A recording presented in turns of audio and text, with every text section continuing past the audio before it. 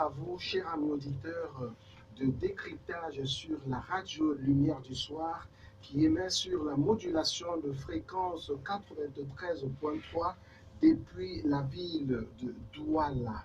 Que le Seigneur vous comble de ses riches bénédictions. Derrière ce micro de présentation, je suis votre fidèle serviteur, Sa Majesté Yves Ier. Ce soir, nous voulons nous attarder sur un mystérieux personnage biblique, un prophète particulier, du moins un esprit de prophète. Dans le livre de Malachie au chapitre 4, les versets 5 et 6, il est dit: Voici, je vous enverrai Élie le prophète avant le jour de l'Éternel, avant que le jour de l'Éternel arrive, ce jour grand et redoutable. Il ramènera le cœur des pères à leurs enfants et le cœur des enfants à leurs pères, de peur que je ne vienne frapper le pays d'interdit. Durant les âges de l'Église, plusieurs hommes de Dieu et grands prophètes tels que Moïse, Ésaïe, Samuel, Jérémie et j'en passe ont marché fidèlement devant Dieu. Mais un seul a été choisi par Dieu pour se manifester plusieurs fois, et surtout en ce temps de la fin, le temps qui nous concerne et dans lequel nous vivons. Mais pourquoi cela? C'est ce que nous essayerons de comprendre dans les minutes qui suivent. Ce sera avec notre consultant, le docteur Bernard Zute. Bonsoir. Bonsoir, précieux frère. Bonsoir, chers auditeurs. Que le Seigneur vous bénisse richement.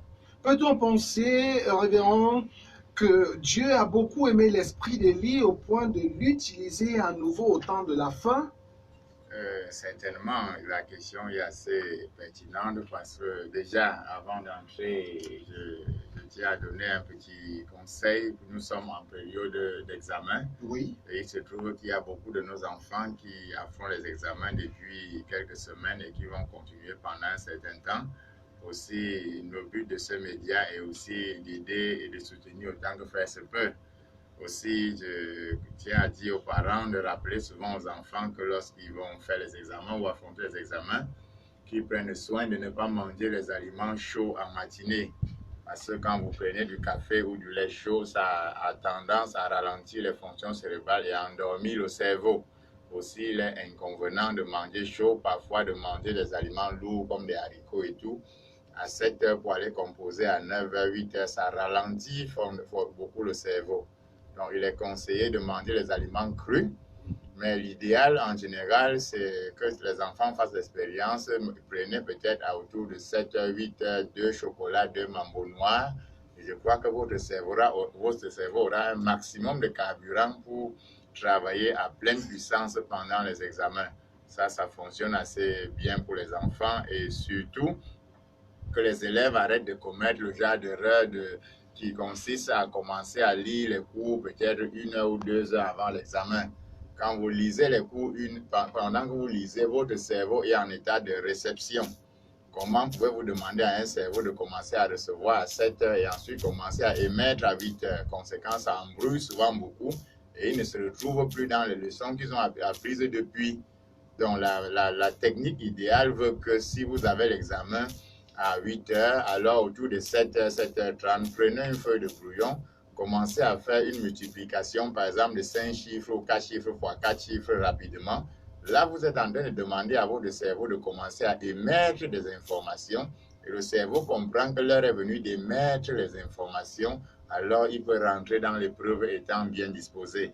Donc, que les enfants appliquent cela à la lettre, je crois que les résultats seront certainement meilleurs. Les résultats seront certainement meilleurs et il y a aussi la prière. Il y a aussi la prière, certainement, ça va de soi. Ne pas se reposer sur la tricherie. Sur la tricherie et croire. Si vous avez travaillé toute l'année, il est certain que Dieu sera à vos côtés et la prière de papa et maman et du pasteur seront certainement vous soutenir. Nous comptons sur la grâce de Dieu afin que ces enfants puissent composer très bien pendant cette période. Merci beaucoup d'avoir pensé à nos enfants. Oui, étant parent, ça va de soi. Donc, Dieu est l'esprit d'Élie, et de ce personnage dont nous sommes en train de parler ici ce soir, Élie, dont l'esprit est utilisé à plusieurs reprises au cours des âges. Il est clair que Malachie 4, que les lecteurs de la Bible peuvent facilement lire, nous renvoie au temps de la fin, puisqu'il y est question du jour de l'Éternel où les méchants seraient embrasés. Et Dieu fait donc la promesse qu'avant que vienne ce grand et terrible jour de l'Éternel, le prophète Élie serait envoyé sur la terre. Il est clair que cette prophétie concerne le temps de la fin. Et on est un peu surpris de voir que l'esprit d'Élie avait été utilisé dans Jean-Baptiste et dans Élisée. Qu'est-ce qui se passe? Comment est-ce que Dieu peut utiliser cet esprit de plusieurs manières? Il est dénombré par le prophète Branham 5 fois pendant lesquelles Dieu va utiliser l'esprit d'Élie. Élie est le premier personnage sur lequel Dieu emploie cet esprit-là, ou alors son esprit de cette manière. Élisée est le second. Jean-Baptiste également est un autre personnage au travers duquel l'esprit d'Élie va être utilisé. Et nous savons quelle était la fonction de Jean-Baptiste. Et chaque fois que cet esprit est sur ces prophètes-là, vous voyez, il a comme une fonction de restaurateur. Et Élie avait restauré l'autel, Jean-Baptiste avait ramené les cœurs des enfants d'Israël à la foi pour recevoir le Messie. Élie également viendra au temps de la fin dans ce même travail de restaurateur. Donc, l'esprit d'Élie reposant sur Frère Branham est la 4e fois que Dieu va utiliser l'esprit d'Élie pour parler cette fois-ci à l'Église des nations. Et nous avons dans Apocalypse 2 témoins que le Seigneur, qui sont entre autres Élie et Moïse, vu la manifestation ou alors la manière par laquelle l'Esprit œuvre par ces 2 témoins. Donc 5 fois, l'Esprit d'Élie va être utilisé par le Seigneur parce que Dieu, ayant vu cette harmonie ou alors cette symphonie parfaite entre son esprit et le personnage d'Élie, il convient de rappeler que c'est l'Esprit de Dieu.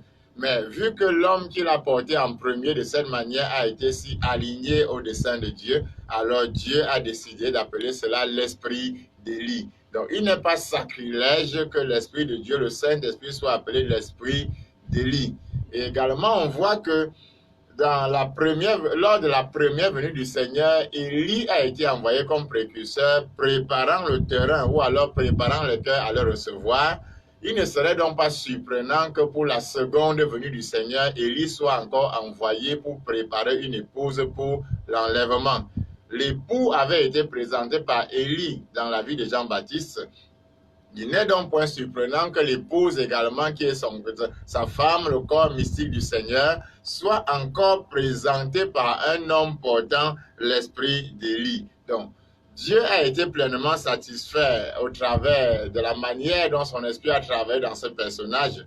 À la lecture de la vie d'Élie dans le livre de Rois, 1 roi et 2 rois, on peut se rendre compte à l'évidence que Élie était un homme assez courageux. Très courageux, capable de relever tous les défis. 1 roi 17 dit Élie, un des habitants de Tisbi, se présenta devant Akab. Donc, se présenter devant le roi de cette manière, il risquait la peine de mort, ou alors il avait même l'option de devenir l'ami du roi et de bénéficier des faveurs, comme Balaam a voulu le faire. Élie est assez courageux pour affronter Akab en face. Élie est assez courageux pour affronter Jézabel, qui a installé l'idolâtrie en Israël, au point d'arriver même à mettre à mort tous les prophètes de Baal et d'Astarté. On note également dans la vie d'Élie cette obéissance particulière, parce que, étant prophète et connaissant d'office ce que disait la loi, Élie n'a pas posé de questions lorsque le Seigneur lui a demandé d'aller demeurer au torrent de Kérit et que là, les corbeaux l'y nourriraient. Donc, Élie aurait pu se demander, mais les corbeaux, l'oiseau un peu, qu'est-ce qui se passe? Mais Élie n'a pas posé la moindre question au Seigneur parce que Élie savait combien il fallait dépendre de la souveraineté de Dieu. Secondo, Élie va être envoyé chez la veuve de Sarepta. Nous connaissons ce que disent les Écritures au sujet des faux prophètes qui dépouillent les maisons des veuves. Mais Élie n'a pas trouvé paradoxal la recommandation de Dieu d'aller demeurer chez la veuve. Il y est resté autant que Dieu l'y a maintenu et il a été nourri chez cette veuve. Je peux m'imaginer que s'il y avait quelques contemporains là-bas qui étaient de fins connaisseurs des Écritures, ils auraient bien pu trouver étrange que ce prophète soit en train de manger chez la veuve sans être au courant du miracle qui s'y produisait quotidiennement. Donc, Élie était un modèle d'obéissance Élie est un modèle de ce prophète-là qui ne peut rien faire tant que Dieu ne lui a pas donné l'ordre d'avancer. Il a fallu, on ne sait pas à quel âge Élie s'est présenté devant Akab là-bas, mais vu sa biographie, on peut estimer qu'il était déjà au-delà de 60 ans. Maintenant, qu'a-t-il fait avant cette période-là?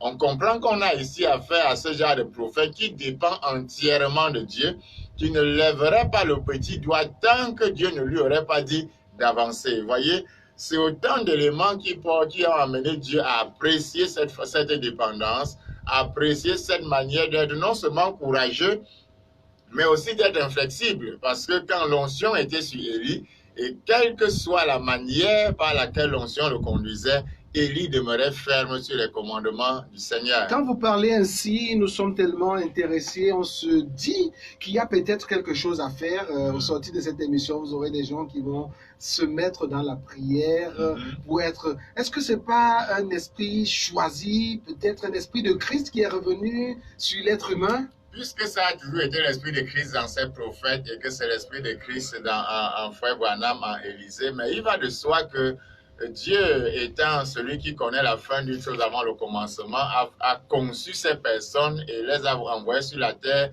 dotées déjà des capacités naturelles pour avancer avec cet esprit-là. Donc, on ne peut pas se dire que, ok, je vais peut-être m'enfermer quelque part et prier pour être comme Élie. Non, il faudrait déjà que votre naissance et votre personnalité cadrent avec ce genre d'esprit. Mais néanmoins, si on se rend compte qu'on est déjà facilement faisant des compromis ou alors étant une personne sans courage, on doit normalement s'approcher devant Dieu pour perdre cette nature, cette faiblesse, afin d'être enclin à rester fermement dans la volonté de Dieu, sans toutefois vouloir être comme Élie. Non, c'est Dieu qui se réserve le soin de savoir en qui il va utiliser cet esprit-là.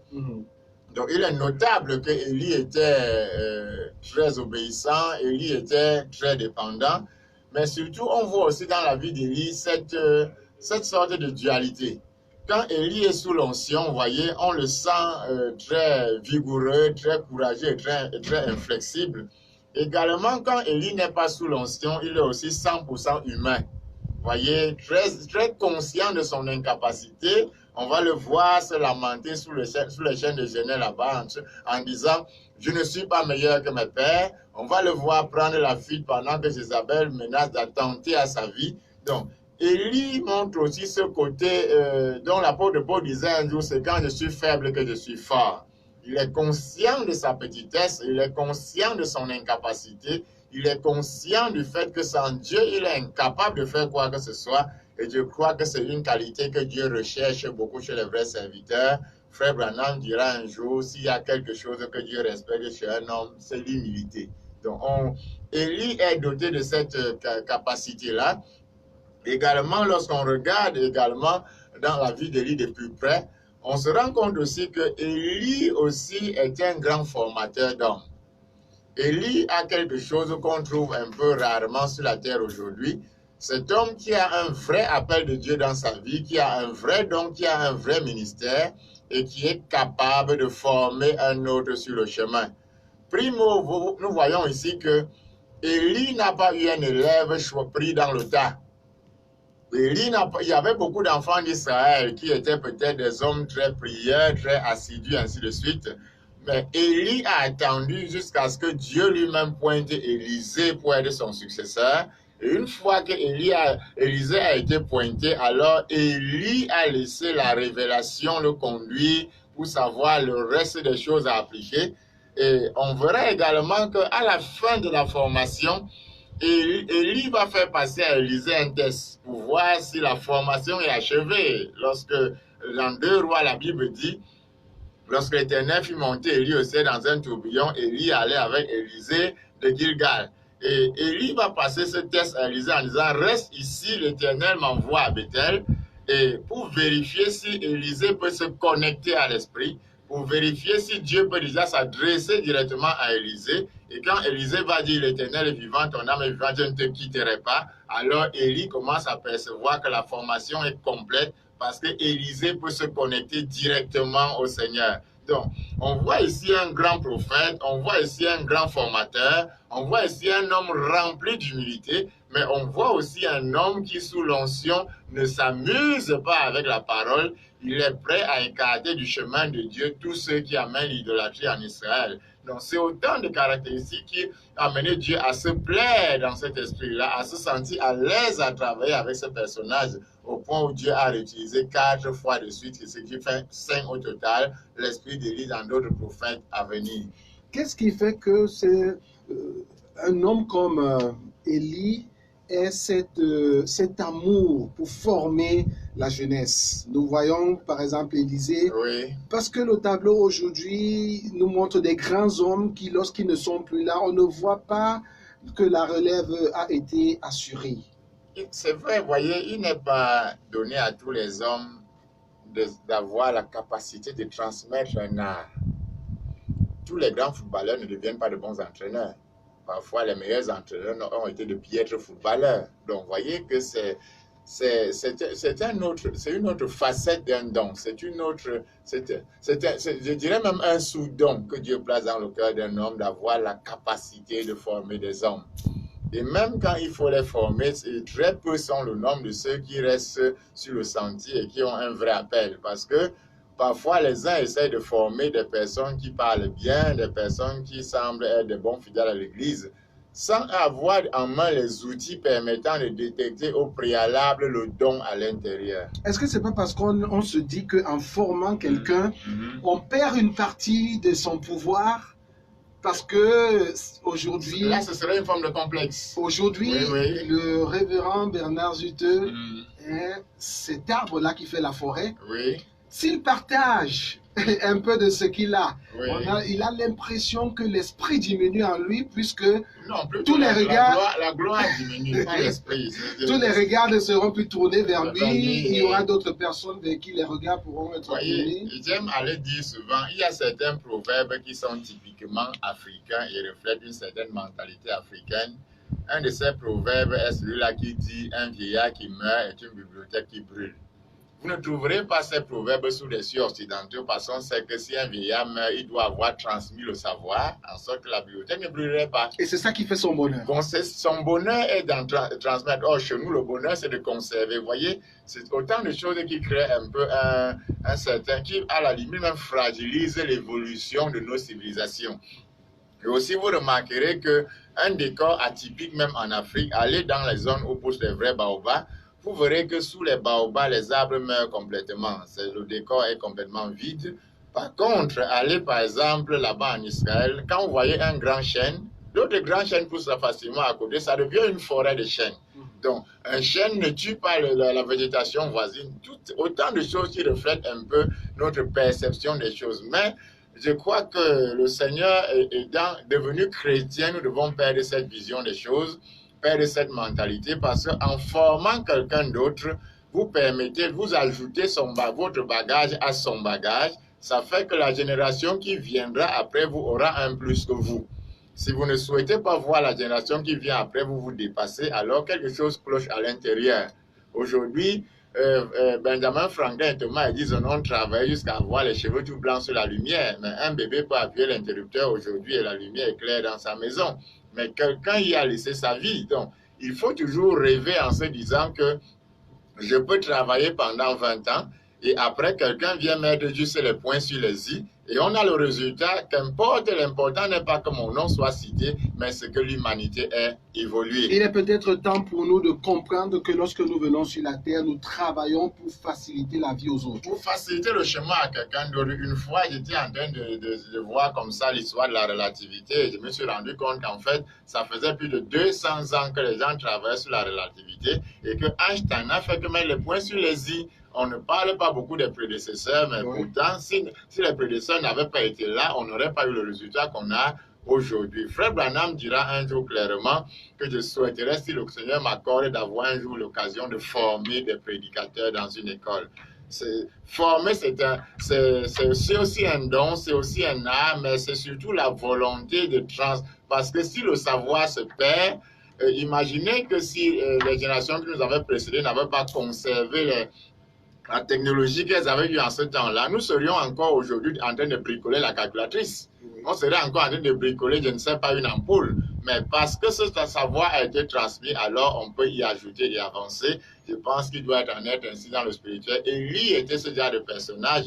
À la différence que Élie savait à s'attendre ou alors attendre jusqu'à ce que Dieu pointe vraiment la personne apte à suivre le chemin. Et une fois que la personne a été pointée, Élie l'a formée et a testé pour s'assurer que la formation était accomplie. Pour permettre à nos auditeurs de comprendre, vous avez dit qu'Élie était un homme courageux, il était fidèle, il était inflexible, un formateur d'hommes, mais surtout iconoclaste, parce qu'il ne supportait pas de voir quelqu'un qui apportait des idées d'hommes ou alors des choses qui soient contraires à la parole de Dieu. Surtout, il faut noter le fait qu'Élie était un homme qui savait s'attendre à Dieu. Parce que la plupart du temps, lorsque nous lisons la vie d'Élie, nous perdons de vue le fait qu'on note à peine 4 miracles surnaturels dans la vie d'Élie.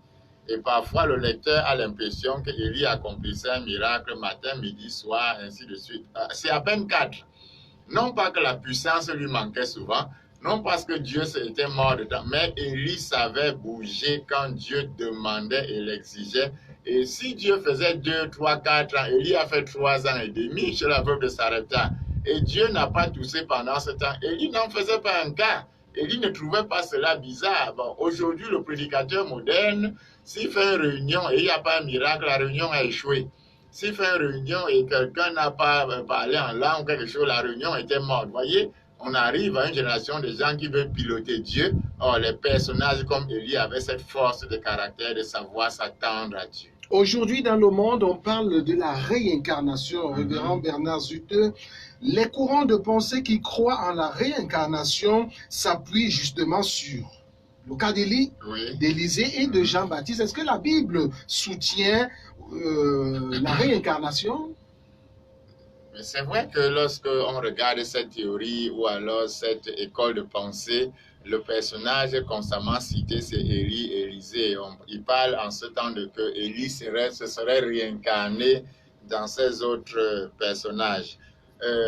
Dans son fondement, dans son concept ou alors dans ses piliers, la théorie de la réincarnation veut que si vous ayez d'abord existé dans un corps, et qu'ayant commis des péchés ou alors des fautes lourdes dans ce corps, vous mouriez et renaissiez dans d'autres corps pour expier ces fautes.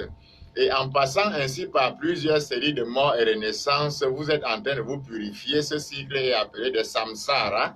Après quoi vous atteignez ce qu'on appelle le nirvana, un état de félicité, un état d'affranchissement ou alors une sorte de paradis.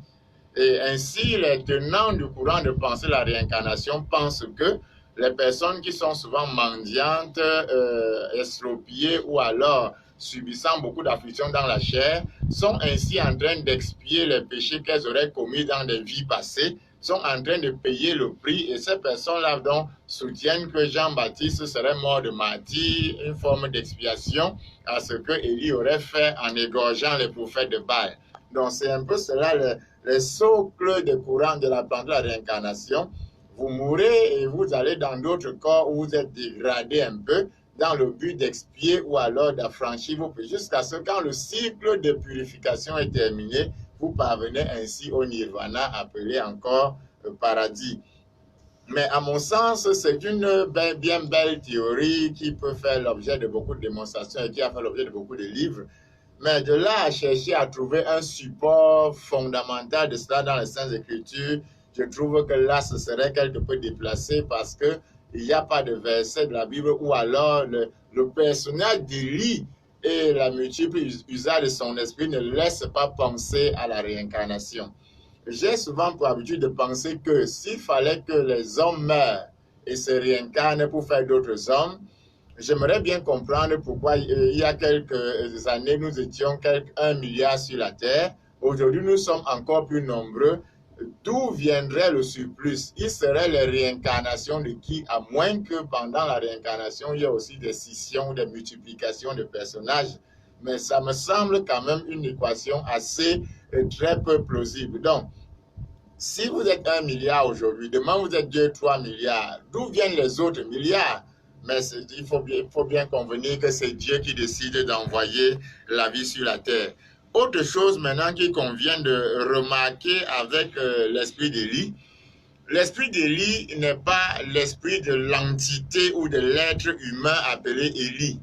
Mais Élie est un être humain formé de corps, d'âme et d'esprit. Maintenant, Dieu a placé son esprit dans cet être humain. Et comme l'esprit a été en parfaite harmonie avec le personnage et a œuvré si parfaitement, alors c'est son esprit que Dieu a appelé l'esprit d'Élie. Et il convient de noter que les tenants de ce courant de pensée ne tiennent pas en compte le fait que Élie n'est pas décédé pour se réincarner dans Élisée. Élie a été enlevé au ciel et l'esprit qui était sur lui a été renvoyé sur Élisée. La preuve qu'Élie n'est pas décédé, c'est que quelques centaines d'années plus tard, Dieu va faire revenir Élie à la montagne de transfiguration en train de causer avec le Seigneur Jésus et Moïse ensemble. Donc, la réincarnation veut que vous décédiez ou alors vous mouriez pour que votre esprit se réincarne. Mais Élie n'est justement pas décédé. Ça, c'est justement là où il y a anguille sous roche. Mais c'est l'esprit de Dieu, parce que Frère Branham dit, Dieu enlève son homme sur la terre, mais n'enlève pas son esprit. Donc, également un verset biblique qui vient en front ou alors qui contredit explicitement la réincarnation, c'est Hébreux chapitre 9, verset 27, Hébreux 9, 27, où il est dit, il est donné aux hommes de mourir une seule fois, après quoi vient le jugement. Or, la théorie de la réincarnation nie justement le fait que vous mourrez une fois, puisque vous mourrez aujourd'hui, vous réincarnez dans un second corps, vous êtes purifié, après vous mourrez encore. Donc, la réincarnation inclut des successions de morts et de purification. Par contre, la Bible dit que vous mourrez une seule fois, pas plusieurs fois. Après quoi vient le jugement, pas après quoi vient la purification.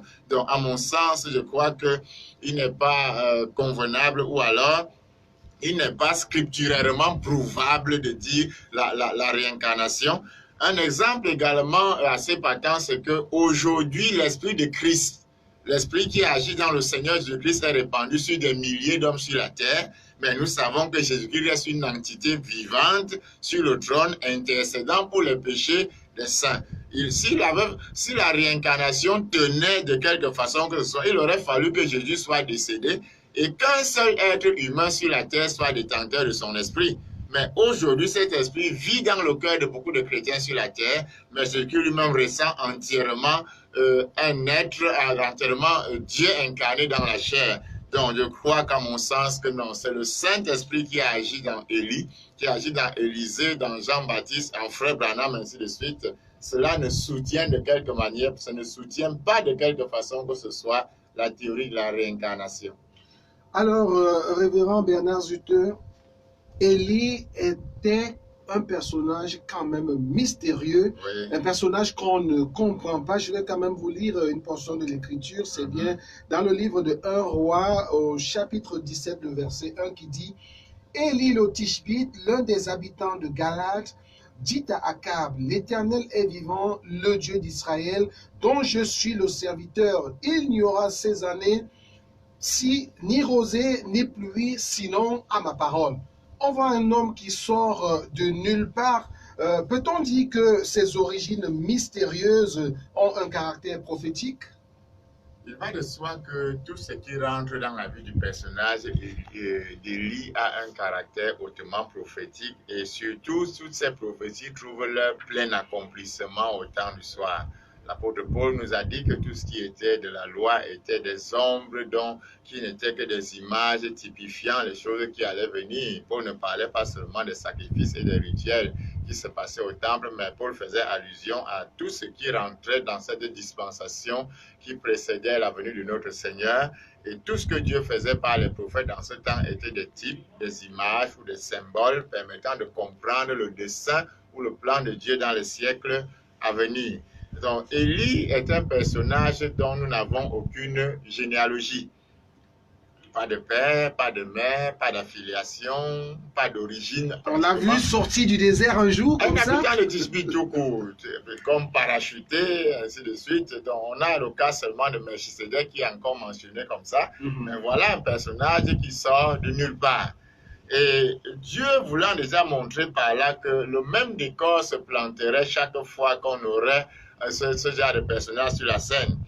Quand Jean-Baptiste est sorti du désert, il ne sortait d'aucune école de théologie, ni sadducéen, ni hérodien, ou alors ni essénien, qui étaient les tenants qui avaient pignon sur lui en ce temps-là. Et du coup, du fait qu'il ne soit affilié à aucune école, voyez, le clergé avait du mal à supporter son message.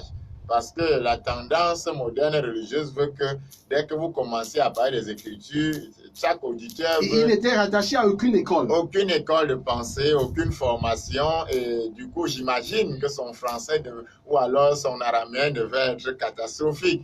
Et vous voyez, de telles choses qui tendaient à amener certains à croire que c'était un fou, c'était un déréglé mental, ainsi de suite.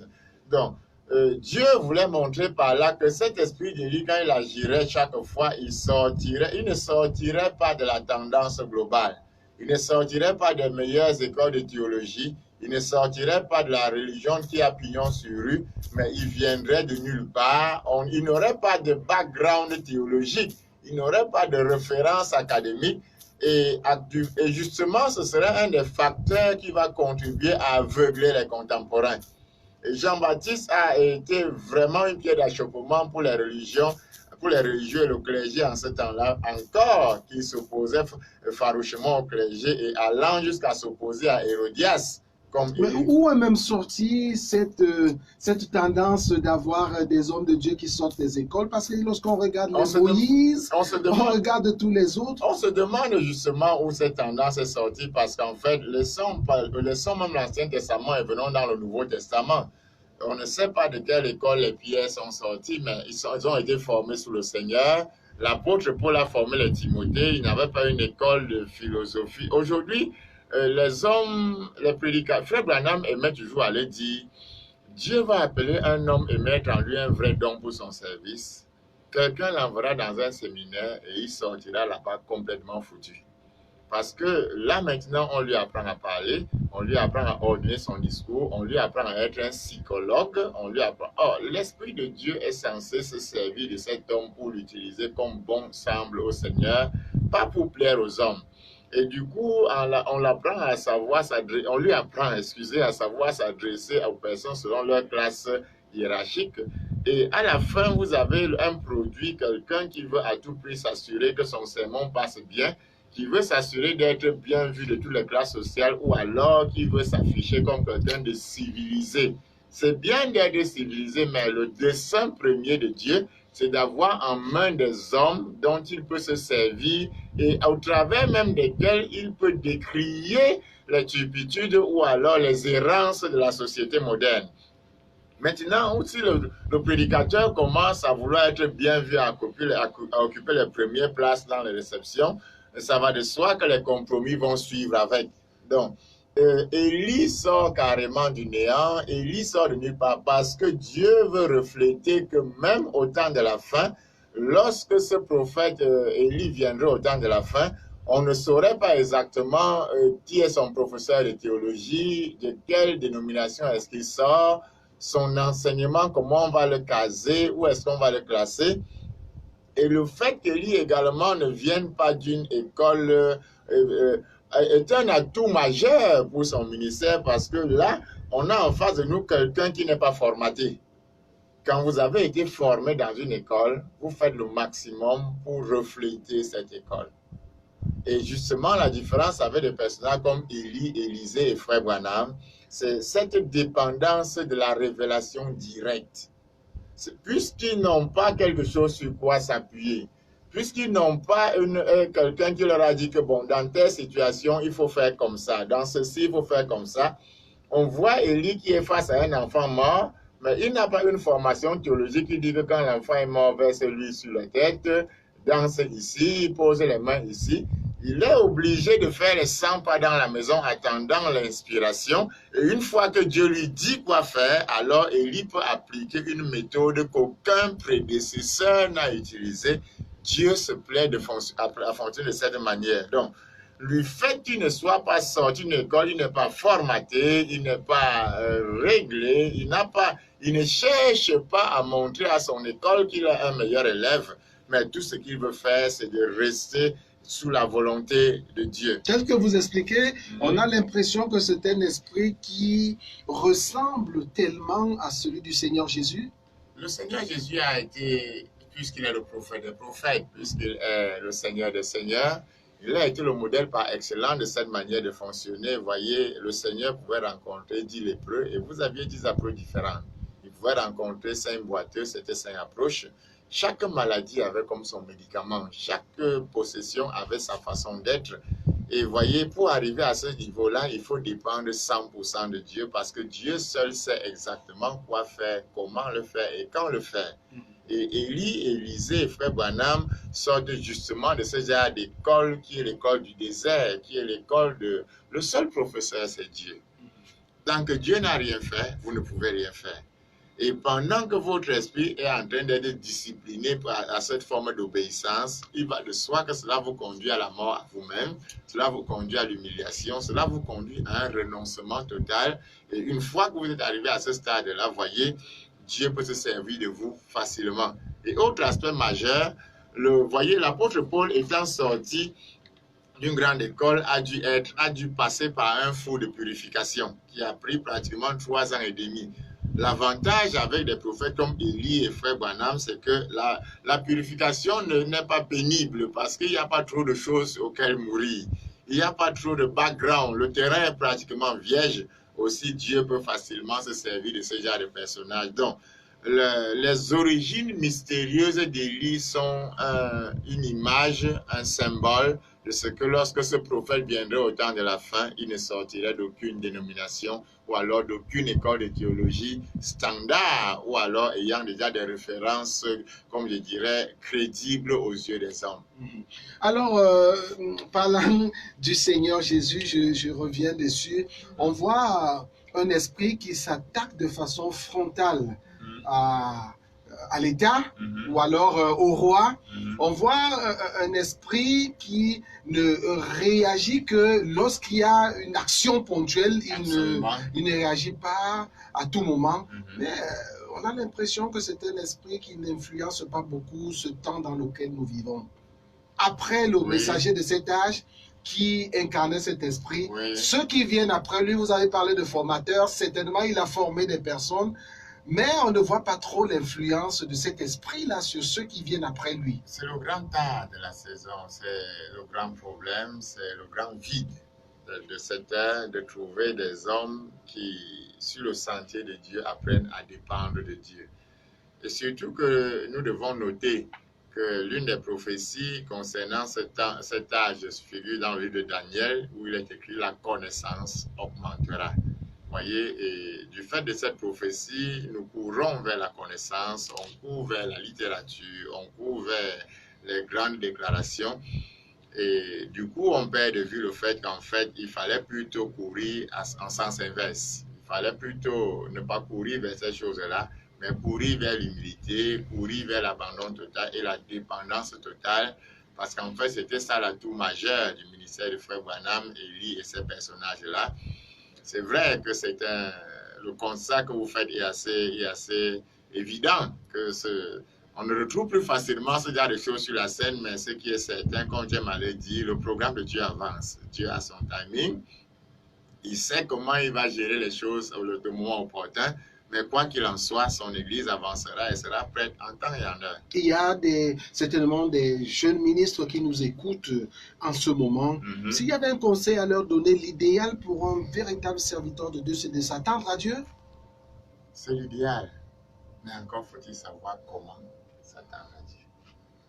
Il faut déjà y penser, il faut déjà le croire, ensuite trouver comment.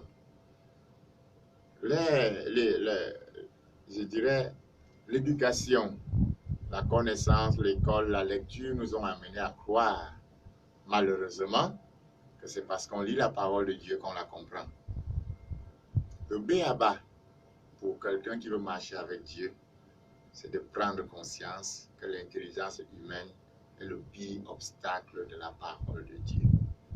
Ça semble paradoxal, mais c'est la porte d'entrée. Je dirais même que c'est la maternelle du ministère. Prendre conscience que l'intelligence humaine est un obstacle à l'évangile. Parce qu'une fois que vous avez pris conscience, alors vous commencez à prier contre votre intelligence. Vous ne priez pas contre celle des autres, mais contre la vôtre. Et le jour où votre intelligence commence à décroître, alors la révélation commence à croître. Je pense que c'est le seul conseil que je peux donner au Monsieur le ministre, vu que le sujet est assez vaste, assez profond. Mais c'est le seul conseil que je peux donner à un jeune prédicateur, s'il veut aller loin avec Dieu un jour, qu'il commence à prier contre son intelligence. Je ne le dis pas parce que c'est une citation, mais parce que le Seigneur m'a enseigné personnellement cette école dans laquelle j'ai progressé depuis des années. Les efforts sont certes faibles, mais je crois que j'avance. C'est la base, c'est le fondement, jusqu'à ce que quelque chose s'installe dans votre cœur qui vous fait comprendre que vous n'êtes rien. Et alors Dieu commence à devenir quelque chose. Vous avez parlé tout à l'heure de ces hommes de Dieu qui veulent absolument avoir un miracle ou deux ou plus par réunion. Peut-être qu'il ne faudrait pas imiter quelqu'un, on revient encore là-dessus, être soi-même, s'attendre à Dieu. Justement, toujours, Frère Branham nous a appris à suivre notre motif et notre objectif. Vous voulez avoir les miracles, quel est le but? Peut-être voulez-vous être la star, peut-être voulez-vous être le plus célèbre. Et même quand Dieu vous donne un miracle, vous frappez la poitrine au point où ça retentit comme celle du gorille, parce que toute la forêt doit entendre que vous avez eu un miracle. Et Dieu n'aime pas ça. Ah non, Dieu n'aime pas ça, il n'aime pas ça. Justement, c'est autant de choses que Dieu vous révélera en chemin. Et vous verrez qu'une fois que vous commencez à vous éloigner de ça, c'est alors que les miracles vont commencer à se multiplier et vous n'aurez même pas envie qu'on en entende parler. Regardez dans la vie du Seigneur Jésus-Christ, quand Jésus ressuscitait un mort, on venait, on trouvait le ressuscité, mais on ne trouvait pas celui qui l'avait ressuscité. Quand Jésus a fait marcher le paralytique à la piscine de Bethesda, on a trouvé le paralytique, mais on n'a pas trouvé celui qui l'a fait marcher parce que l'humilité est l'élément fondamental de la puissance. Toujours s'écarter du chemin. Alors, révérend Bernard Zuteux, la vie d'Élie était quand même une vie atypique. Lorsqu'on la lit, c'est une vie singulière, particulière. Y a-t-il des éléments qui laissaient présager que le Seigneur Jésus utiliserait cet esprit encore en ce temps de la fin? Pratiquement tous les éléments dans la vie du prophète Élie, comme nous disions tantôt, sont prophétiques, plantent le décor de l'heure dans laquelle nous vivons. J'aimerais lire une écriture pour nous ici. Je crois que beaucoup de lecteurs de la Bible la connaissent par cœur. Cette écriture se trouve dans le livre de Ecclésiaste. Ecclésiaste au chapitre 3, si je peux retrouver cela rapidement. Ecclésiaste au chapitre 3 et nous allons lire le 15e verset. Il y est écrit ceci. Je cite. Ce qui est a déjà été, et ce qui sera a déjà été, et Dieu ramène ce qui est passé. Cette écriture nous laisse saisir de façon claire que les choses sont cycliques. Frère Branham disait souvent l'éternité est comme un cercle. Vous ne trouvez pas un angle, vous ne trouvez pas comme un carré où il y a des angles. Ça tourne, il n'y a pas de point, il n'y a pas de brèche. Alors, les événements passés reviennent, les événements futurs sont le reflet ou alors sont les répétitions des choses passées, les choses sont cycliques. Le Seigneur a illustré un peu cela dans Luc chapitre 17, lorsqu'il a dit, comme il en était au jour de Noé, ainsi en sera-t-il à l'avènement du Fils de l'homme. Les hommes mangeaient, buvaient, bâtissaient, donc ce qui est clair, c'est que si le même décor qui était au jour de Noé revient sur la scène, on peut s'attendre à ce que Dieu agisse de la même manière qu'au jour de Lot.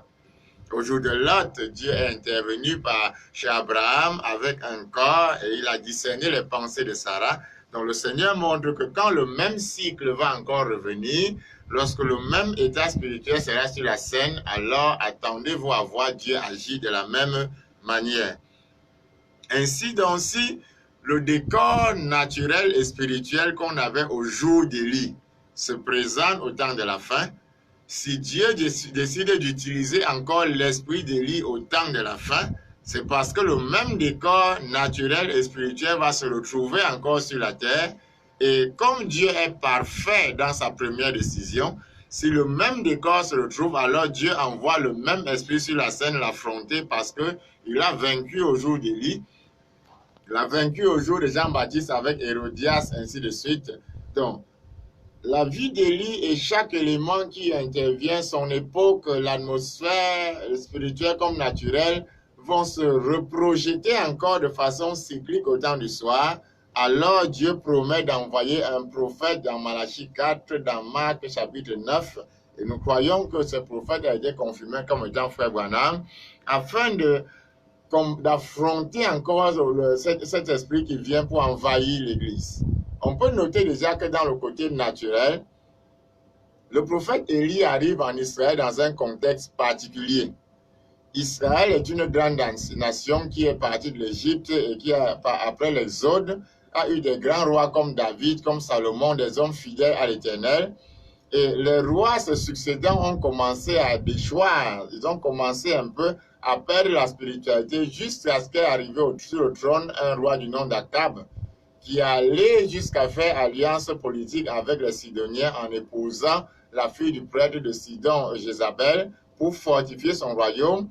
Et par Jézabel, l'idolâtrie a envahi Israël. Et de ce fait, Dieu a envoyé l'esprit d'Élie pour affronter cet esprit d'idolâtrie. Le même décor va revenir encore avec une grande nation appelée les États-Unis d'Amérique. Les pèlerins vont quitter l'Europe fuyant les persécutions et tout pour aller fonder une terre de liberté avec une ferme conviction que Dieu sera avec eux, au point d'écrire sur leur monnaie « In God we trust ». Ils vont avoir les présidents comme Abraham Lincoln qui lisait constamment la Bible et qui priait chaque... D'ailleurs, Abraham Lincoln recevait même des songes par lesquels Dieu lui montrait les événements majeurs. Les George Washington, ainsi de suite, qui seront des rois, vont mettre un siège vide au Parlement américain pour que Dieu y préside le Parlement. Dans les écoles, on va lire la Bible chaque matin et prier avant de commencer les cours et plusieurs autres facteurs, jusqu'à ce qu'arrive au trône Kennedy et sous son règne avec Jacqueline et tout, la femme prend de l'ampleur, droit de vote des femmes et toutes ces choses-là, et la déchéance s'installe. Donc, Élie aussi a envoyé sur la scène parce que Frère Branham, son ministère, chevauche l'air Kennedy, afin de répondre, afin de ramener aussi le monde sur ses fondements spirituels. Donc, on voit que dans le contexte naturel, le décor dans lequel Élie a été envoyé, c'est le même décor dans lequel Frère Branham est envoyé au temps de la fin. Maintenant, s'il faut également regarder le décor spirituel, on voit que lorsqu'Élie arrive sur la scène, Israël a sur le trône un roi moderniste. Frère Branham l'a dit dans la brochure La Nourriture spirituelle temps convenable. Akab était un roi moderniste. Akab avait déjà mis sur pied les premières écoles de formation de prophètes. Et de ces écoles sortaient des prophètes à la chaîne, un peu comme on dirait quoi, les poussins dans les couveuses. Et des prophètes qui ne prophétisaient qu'au gré du roi. Et même ils sont arrivés au point où lorsqu'un esprit de mensonge est entré en eux, ils n'ont même pas eu la présence d'esprit de comparer leur prophétie avec la parole. Ils prophétisaient pour plaire au roi, pourvu que le roi les nourrisse bien à sa table. Donc, le décor est assez atypique de celui d'aujourd'hui. Une chose qui m'a toujours marqué également dans ce décor, c'est que Akab et ses prophètes avaient amené le peuple à une telle négligence de la parole de Dieu que la Bible dit dans 1 Roi au chapitre 16, verset 34, en son temps, au temps du roi Akab, Hiel, un enfant d'Israël, s'est levé pour bâtir Jéricho.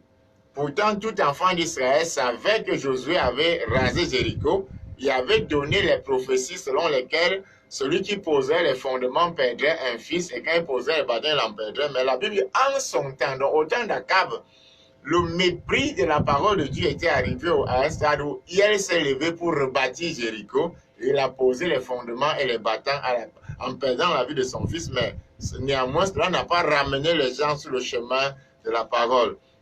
Le décor est le même encore. On voit que Jézabel également est une femme dominante. C'est le règne de la femme. Le roi Akab est pratiquement un roi artificieux. C'est pratiquement un roi, un pantin, puisqu'il est, et après le mont Carmel, il va courir faire le rapport à Jézabel. On comprend que ici c'est un roi de façade, parce que c'est la femme qui tient les rênes. Le même décor qu'on a eu au temps de Déborah, il a dit dans Juge chapitre 5, les hommes étaient sans force, alors je me suis levé comme une mère en Israël. Donc, c'est un décor de la femme qui récupère la chair, la femme qui prend la parole et qui s'impose contre vents et marées. Élie, au temps de la femme, va venir encore également dans le même système. Aujourd'hui, les prophètes naissent au bout de la rue. Vous avez les pancartes là-bas, dès qu'il y a campagne prophétale et les titres même qu'on s'attribue, franchement, on se demande à quel niveau de blasphème les hommes sont arrivés.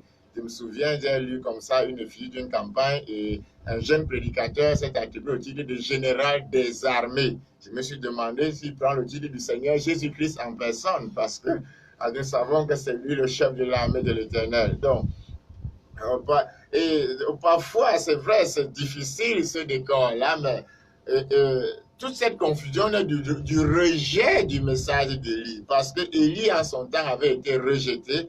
Alors Israël sombrait dans l'idolâtrie. Au temps d'Élie, les femmes qui voulaient avoir des enfants allaient consulter Astarté. Les hommes qui voulaient la virilité allaient consulter Baal. Tu veux la pluie dans ton champ, tu veux. C'était la confusion totale. Donc, Élie arrive dans un temps de confusion. Au mont Carmel, il dit, si l'Éternel est Dieu, servez l'Éternel. Si Baal est Dieu, servez Baal. Et la Bible dit, le peuple ne répondit rien. On ne savait même plus qui servir. On se demandait qui était encore Dieu dans cette cacophonie. Donc, Frère Branham arrive dans la fin exactement dans le même décor. C'est la confusion totale. Les uns disent qu'on se roule par terre, les autres disent que parler en langue c'est évident, les autres disent la femme va prêcher, les autres disent qu'on vend la bouteille d'huile à 1000 francs, ça donne la guérison, les autres disent tu verses de l'eau bénie sur ta femme. À la fin, on ne sait plus où est l'Éternel. Dieu n'a pas laissé que le peuple soit dans une telle confusion. Il a dit, je resterai toujours et mon peuple ne sera plus jamais dans la confusion, parce qu'un messager envoyé sur la scène pour ramener Israël à la véritable adoration. Élie également arrive dans un temps de sécheresse. La sécheresse s'abat sur Israël à cause du péché et des déviances, parce qu'ils sont tournés vers les idoles. Mais on constate une chose majeure avec Élie, c'est que Élie ne souffre pas de sécheresse. Dieu pourvoit un moyen spécial, un moyen surnaturel, parce que où est-ce qu'un corbeau trouvait assez de pain pour nourrir et de viande pour nourrir un prophète matin, midi, matin et soir? Le même décor se plante encore aujourd'hui, parce que pendant que les gens se disent où allons-nous trouver la vraie nourriture, où est la vraie parole de Dieu, y a-t-il encore une église sur la terre où on entend la parole, l'ancien évangile? Pendant ce temps, ceux qui ont reçu le ministère d'Élie ont de la nourriture en abondance, il y a des brochures en abondance, il y a les bandes en abondance. Le stock est au niveau où parfois on se demande si on n'a pas des indigestions à force d'en manger. Si je vous comprends bien, d'un côté, on a un tableau naturel et de l'autre, on a un tableau spirituel. Spirituel, exactement, c'est exact. Élie dans un tableau naturel à ce jour-là, et Élie au temps de la fin dans un décor spirituel, on dirait même que c'est du copier-coller complètement. C'est du copier-coller parce que tout le décor qui était au jour d'Élie, on a le même décor en cette heure. Et les gens devraient être vigilants en se disant que si Dieu a agi d'une certaine manière en ce temps-là, comme Dieu ne change pas dans sa façon de faire, si le même décor spirituel revient encore, alors Dieu va répondre de manière spirituelle. Mais vous nous donnez d'être un peu craintif. Est-ce qu'on a un Mont Carmel aujourd'hui? Spirituel aussi? Absolument, puisque il va de soi qu'on a en face un prophète qui a toute la confirmation, qui a la colonne de feu, qui a tous les signes surnaturels. On a aussi en face des prophètes, parce que, souvenez-vous, ouais, ça veut dire qu'ils ont été frappés par quelque chose. Donc, parfois, se confier seulement à tout genre d'esprit qui vous fait prophétiser sans vous demander si c'est pour Élie ou c'est pour les prophètes de Baal, je pense que là, quand même, il y a parfois des prophéties entourées de beaucoup d'enthousiasme et beaucoup de zèle. Et des émotions aussi. Et souvent. Des émotions, mais à la fin, on ne voit pas le résultat. Le résultat est peut-être même pas vu, mais on ne sent même pas qu'il y a Dieu derrière. On ne sent pas que Dieu est en œuvre parce que Frère Branham, le prophète de l'âge, a donné tout un ensemble de canevas qui permettent de se faire une idée claire de ce qu'est une prophétie, vous voyez. Donc, le décor naturel en ce temps-là est le même décor spirituel qu'aujourd'hui. Autre chose qui ressort encore dans la vie d'Élie, on voit qu'Élie est un prophète au travers duquel Dieu annonce déjà la persécution des enfants de Dieu. Élie est persécuté une première fois quand la famine s'abat dans le pays. Une seconde fois, il est pourchassé et il est sous le sein de Jéné en train de se lamenter. Élie est le prophète de la persécution qui va venir sur l'Église. Également, une chose qu'on remarque dans le ministère d'Élie, c'est Élie a cette connexion spéciale avec Dieu. Élie a cette capacité de discerner ce qui peut venir de Dieu sans que Dieu ne soit là. Élie peut discerner le bruit de la réalité. Voyez-vous, Majesté, si on tient compte du nombre de chrétiens aujourd'hui qui courent après les bruits, les tremblements de terre et les feux, on se demande si parfois les gens lisent même les Écritures. Parce qu'au jour d'Élie, lorsque Élie était dans la montagne et que Dieu s'apprêtait à passer devant lui, les Écritures disent que le Seigneur a d'abord envoyé un vent qui a secoué toute la montagne et le vent venait de l'Éternel, mais l'Éternel n'était pas dans le vent. Mais combien de personnes aujourd'hui, dès qu'ils entendent que le vent secoue dans telle église, ils changent rapidement. On trouve aujourd'hui des chrétiens qui vont de vent en vent, on ne sait en fait pas quel genre de vent on cherche. Dieu envoie le tremblement de terre, Élie a entendu le tremblement secouer la montagne. Il savait que ça venait de l'Éternel, mais l'Éternel n'était pas dans le tremblement de terre. Un homme de grande vision, de révélation, un homme qui sait s'attendre à Dieu, un homme qui sait même que Dieu peut vous déjouer. C'est ça la chose spéciale. Dieu envoie le vent, mais il n'est pas dans le vent. Dieu envoie le tremblement de terre, mais il n'y est pas. Dieu envoie même le feu, mais il y est. Combien courent après le feu aujourd'hui? Combien courent après le feu? Est-ce que Dieu est dans ces feux-là? Mais paradoxe des paradoxes, la Bible dit, lorsque Élie a entendu un murmure doux et léger, alors il est sorti. Vous voyez, aujourd'hui, ce genre de murmure ne passe pas beaucoup. C'est-à-dire que là où ça ne fait pas trop de bruit. Il n'y a pas Dieu. Non, il n'y a pas Dieu, il n'y a pas Dieu. Voyez? Donc, le même décor est là sur la scène. Et pour conclure, on voit également qu'Élie est le prophète de l'enlèvement. Élie a... Qu'est-ce qu'ils se sont dit avec Dieu là-bas à la montagne? Comment ils ont causé? Mais toujours est-il qu'Élie sorti de là savait déjà qu'il devait être enlevé. Quand vous parlez d'enlèvement, il y a certainement des personnes de nos auditeurs qui ne comprennent pas. Ça veut dire quelqu'un qui n'est pas passé par la mort. Qui n'est pas passé par la mort, qui a été enlevé, qui a subi une transformation et qui a été emporté dans la gloire. Frère Branham dira dans qui est ce Melchisedec qu'Élie a laissé son manteau de chair avant d'être emporté là-bas dans la gloire. Donc, parce que Dieu veut montrer, comme Paul l'a enseigné dans les Épîtres aux Thessaloniciens, qu'il y a un enlèvement qui vient avec un schéma assez bien tracé dans les Thessaloniciens. Nous en parlerons plus tard, le Seigneur voulant.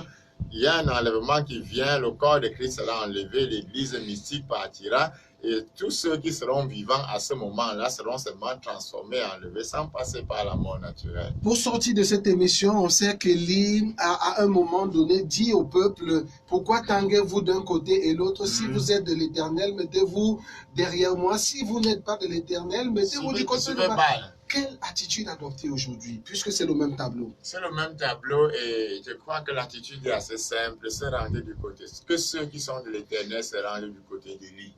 Que ceux qui sont pour la parole, que ceux qui sont pour l'Éternel rejoignent le camp d'Élie. Ce qui est certain, c'est que plusieurs feux descendent, mais le feu d'Élie a la capacité de consumer l'eau, de consumer le bois, de consumer les rochers. Donc, si le feu d'Élie peut consumer votre cœur et consumer tout le péché, vous avez trouvé le bon feu à ce moment. Merci beaucoup, Révérend Bernard Zute. Nous espérons que votre conseil n'est pas tombé sur les oreilles de sourds. Merci pour tout cet éclairage. Chers amis auditeurs, nous sommes arrivés au terme de notre émission. Merci de nous avoir écoutés. Restez à l'écoute de nos programmes. Bonsoir. Shalom.